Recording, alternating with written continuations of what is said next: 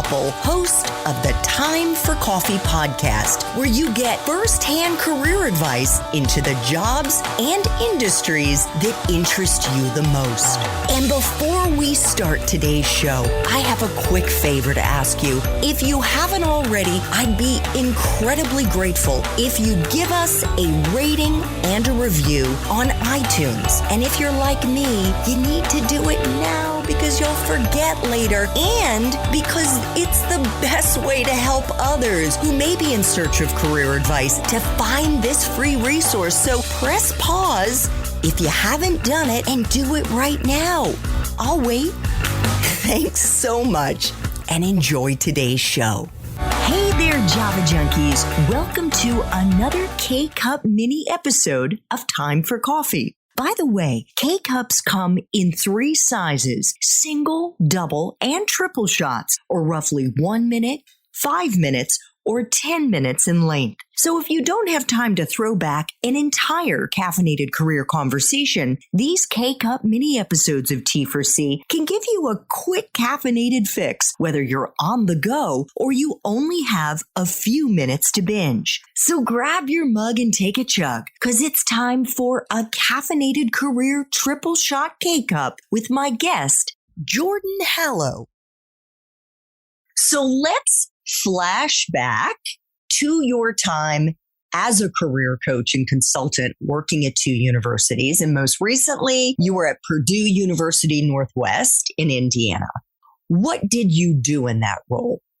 The first thing I did is I taught a career readiness course at different levels. So at Purdue Northwest, I was very fortunate enough. My mentor was my supervisor, the director of our department at the time, and he was brought into the university's College of Business to design this experience, first year to 4th year experience program, where at your first year in the college, it's all about how you get acclimated to the university. What's a resume? How do I apply for jobs on campus? Or how do I apply to jobs outside of campus? Also getting to know your university resources. And in that second level, it's let's dive into the resume. Let's dive into the cover letter. Let's dive into getting to know you. The third year, it's all about interviewing for internships, for full-time roles, for part-time roles. Etiquette is definitely a part of that as well. And in that 4th year, it's all about the job search.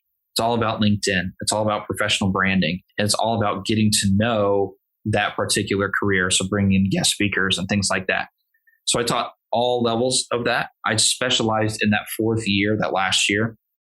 And I'll be honest, that was my favorite. And I did that. I also did career coaching. So helping with resumes and cover letters, helping connect students with employers and people that I knew that were in my network. That was a huge part of it, which I don't really think a lot of students really understood would be part of it, and did that as well. And then I did a lot of different community outreach programs. So to connect students with employers, I set up career fairs for students. I set up different volunteer opportunities for students to partner with employers and professionals. A lot of that, the student seeking side as well as the employer facing side.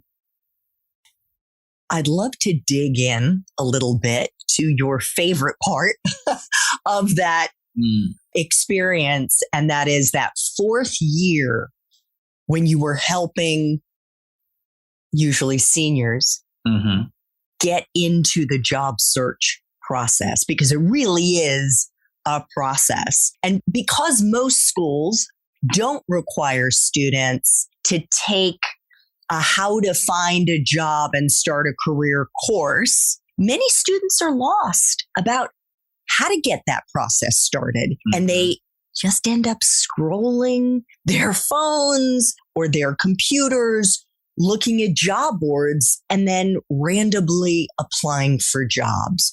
During your time at Purdue, Jordan, you actually built a course on navigating LinkedIn to help students build their personal and professional brands and gain the attention of people like you, of recruiters and hiring managers. Could you share a few of your tips? Yeah, I would. The reason why I created that course is because I had so many students that were getting ready to graduate that had less than 10 connections on LinkedIn. They didn't have a picture on their profile. They had nothing written, or they had something about, hey, sophomore at the university, but they're a senior at this point, so they haven't touched it in quite some time. And I was thinking to myself, gosh, The LinkedIn profile will teach you so much more than a resume will. It's more of a blank canvas. You can learn so much more about somebody from their LinkedIn profile. And also, from my perspective now, as somebody who oversees hiring, I'm going to everybody's LinkedIn profile that I possibly can. And I want to learn more about you from outside your application or what I haven't learned from you yet that your LinkedIn profile will teach me. I saw that students weren't really doing that. And I kind of said, hey, you know what? Here's an opportunity to bring this to light, to say, hey, this is how you should be using your LinkedIn profile. Here's how you connect with people. So I thought that that was really critical. And then the other part of that was I started bringing in guest speakers who are in these career fields that students are wanting to be in. Data analysts, financial advisors, accountants, marketing, every single people in sales and all those people, and brought them in with students to give them the opportunity to interact with them, then add them on LinkedIn and connect with them and have some more conversations outside of that. I would say that those were some really valuable ways in which students kind of grew and developed, and why LinkedIn played such a huge part in that, because it bridged the gap between the two and allowed students to kind of see, okay, hey, now I'm connected with people in these fields. Who are they connected to that I might be able to connect with? So that has been that was really critical, helping my students kind of see that. Jordan, as you know, most Time for Coffee listeners are students, similar to the ones that you used to coach at Purdue. What would you like to share with them about how they should approach the job search process? Yes. And this is something that I've been preaching. Andrea preaches it as well. And a lot of recruiters and people in just the hiring space in general, career coaches as well. Spend more time getting to know people versus going out and filling out those applications left and right. You are going to, it may sound like you're not going to make a lot of progress or you're going to miss out on something if you don't apply for it. But I love when somebody comes into my office and says, hey, I've got a referral for you. This person is somebody I've known for 5, 10 years, whatever it is, maybe just a couple of years. I've learned so much about them. Here's what I can tell you about them. Here's why I think they would be a great candidate. Awesome. Let me call them right now and see if we can set something up. I've learned so much more about that candidate already before I've even seen a resume from them.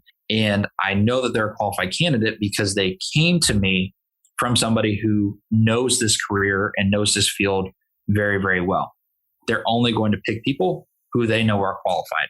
Spend more time on that and getting to know the people inside the company versus going out there and trying to apply for anything that catches your eye. If you are just going out there and applying to everything, you're going to find that you are going to either burn out very quickly because the company may not align with what you want in a company or what you want in a day-to-day. And it's also more or less trying to find a job versus trying to find a career. And I want every college student to really think about, how do I find a career versus how do I find a job? Because they are significantly different. What is the distinction? A job is something that you're going to be in short term, that you don't really see yourself doing beyond a couple of years. When I'm looking for a financial advisor, what I'm looking for is somebody who wants to make this their career. When you are that, you are fully bought into it.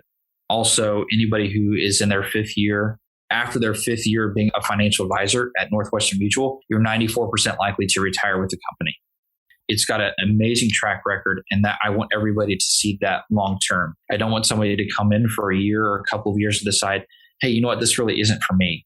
And they're not really bought into what we have at NM. They're not really bought into the culture or anything like that. They just want something to pay the bills. Everybody's got bills they need to be paid. I respect that. I've got them myself. But I want you to find something that you'd be happy with. And a job is just, might be a stepping stone, which is okay. But I want you to think career. I don't want you to think short term. And that can be hard as a college student because you're thinking about, I need to get something so I can start making more money. I need to get something right away. Find your fit and find your career and find the company that fits all the stuff that you align with. And I guarantee you, you'll be happier. You'll make more money over time, and you'll be in something that you're really happy in versus a job where you can be happy in it, but most likely you might be job searching within the next year or so.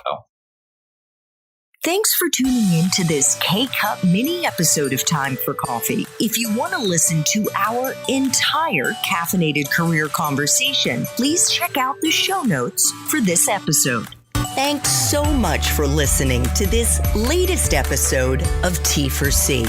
And if you're interested in learning more about my coaching services for confused college students and recent grads, feel free to check out the Time for Coffee website under the coaching tab at time4coffee.org or text me at 202-236-5712. That's 202-236-5712.